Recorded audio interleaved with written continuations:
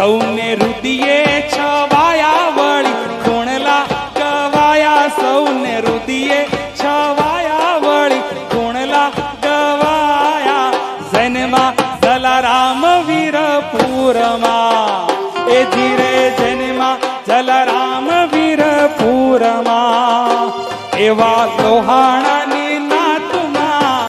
ચાંદાણી કુળમાં જન્મા જલારામ વીરપુરમાં એ ધીરે જન્મા જલારામ વીરપુરમાં